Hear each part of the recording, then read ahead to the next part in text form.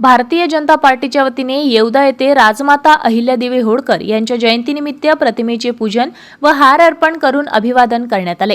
यानिमित्त पंतप्रधान नरेंद्र मोदी यांच्या मन की बात कार्यक्रमाचेही सामूहिक श्रवण करण्यात आले। कार्यक्रमात उपस्थितांनी राजमाता अहिल्यादेवी होळकर यांच्या लोककल्याणकारी कार्याचा गौरव करत त्यांच्या विचारांचे स्मरण केले। तसेच मन की बात कार्यक्रमातून प्रधानमंत्र्यांनी मांडलेल्या विविध सामाजिक राष्ट्रीय विषयांवरील विचारांचे श्रवण केले।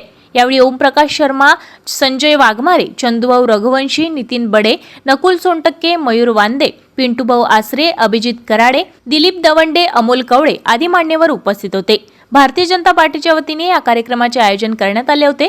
उपस्थितांनी राजमाता अहिल्यादेवी होळकर यांच्या कार्यातून प्रेरणा घेऊन जनहितासाठी कार्य करण्याचा संकल्प व्यक्त केलाय।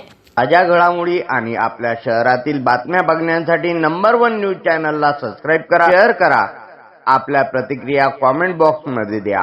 आपल्या बातम्या नंबर 1 न्यूज चॅनलवर बघण्यासाठी 99 21 58 96 63 या व्हॉट्सअपवर मेसेज करा।